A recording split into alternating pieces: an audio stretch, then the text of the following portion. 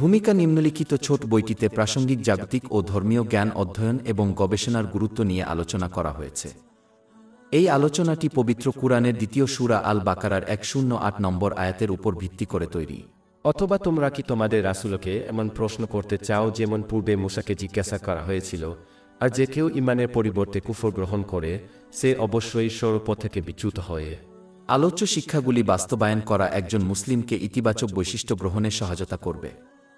ইতিবাচক বৈশিষ্ট্য গ্রহণ করলে মন ও দেহের শান্তি ফিরে আসে। দ্বিতীয় অধ্যায় আল বাকারা আয়াত 108।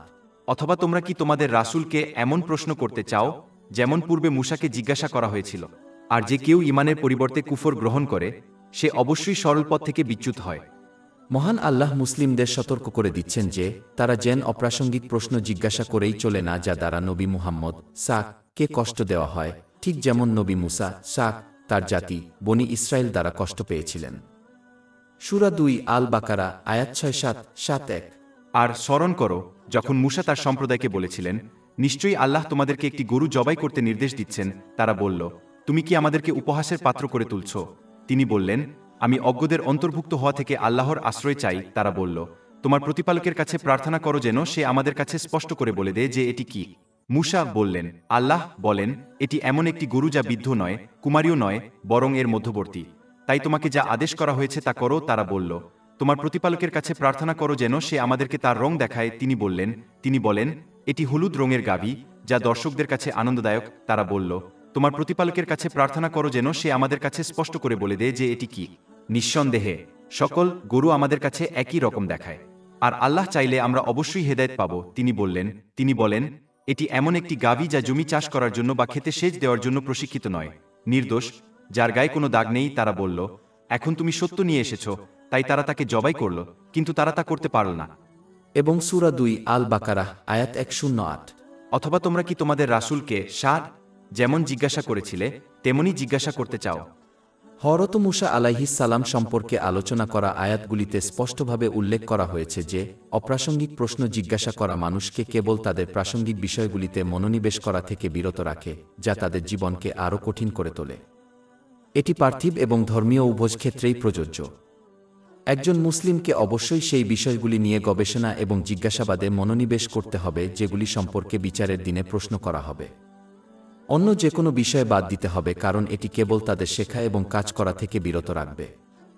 সহিহ মুসলিমের 3257 নম্বর হাদিসে উপদেশ দেওয়া হয়েছে যে মুসলমানদের অর্থহীন প্রশ্ন জিজ্ঞাসা করা এড়িয়ে চলা উচিত এবং পরিবর্তে তাদের যা নিষেধ করা হয়েছে তা এড়িয়ে চলা এবং তাদের যা করার আদেশ দেওয়া হয়েছে তা পূরণ করার দিকে মনোনিবেশ করা উচিত। দুঃখের বিষয় হল, অনেক মুসলিম, এমনকি পণ্ডিতরাও অপ্রাসঙ্গিক বিষয়গুলি নিয়ে আলোচনা এবং তর্ক করতে শুরু করেছেন যা বিচারের দিনে প্রশ্ন করা হবে না। এই মনোভাব কেবল ইসলামী জাতির মধ্যে বিভক্তি সৃষ্টি করেছে, যদিও তাদের ঐক্যবদ্ধ থাকার আদেশ দেওয়া হয়েছিল। এই মনোভাবের উপর অটল থাকা কেবল একজনকে স্বস্তিদায়ক বিশ্বাস থেকে দূরে সরিয়ে দেয়, যা সর্বদা প্রাসঙ্গিক বিষয় এবং বিষয়গুলির সাথে সম্পর্কিত যা বিচারের দিনে জিজ্ঞাসা করা হবে, অবিশ্বাসের দিকে যা সর্বদা অপ্রাসঙ্গিক বিষয় এবং বিষয়গুলির সাথে যুক্ত। সূরা 2 আল বাকারা আয়াত 108। অথবা তোমরা কি তোমাদের রাসূলকে এমন প্রশ্ন করতে চাও যেমন পূর্বে মূসাকে করা হয়েছিল, আর যে কেউ ঈমানের বিনিময়ে কুফর গ্রহণ করে সে অবশ্যই সঠিক পথ থেকে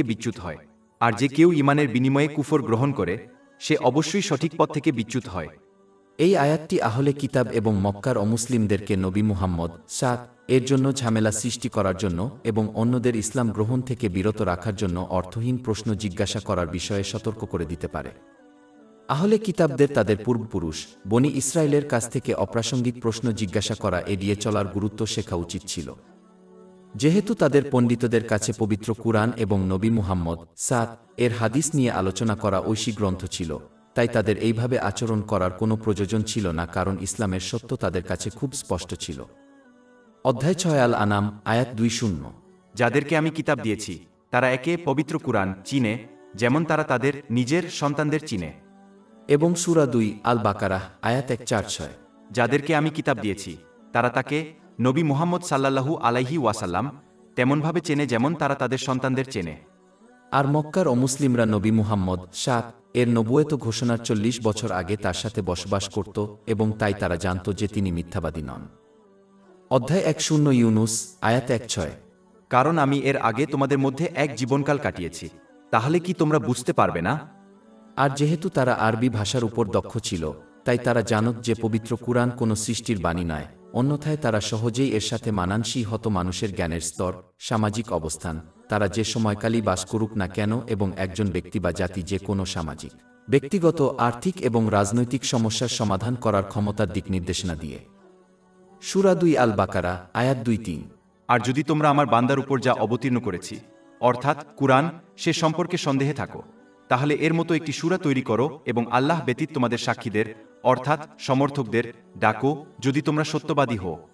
যারা আহলে কিতাব এবং মক্কার অমুসলিমদের ইসলাম থেকে বিভ্রান্ত করার জন্য অর্থহীন বিষয় অনুসরণ করেছিল, তারা কেবল সেই বিশ্বাসের বিনিময়ে কুফর করেছিল যা তাদের দেওয়া হয়েছিল। সূরা 2 আল বাকারা, আয়াত 108। আর যে কেউ ঈমানের পরিবর্তে কুফর গ্রহণ করে, সে অবশ্যই সরল পথ থেকে বিচ্যুত হয়ে পড়ে।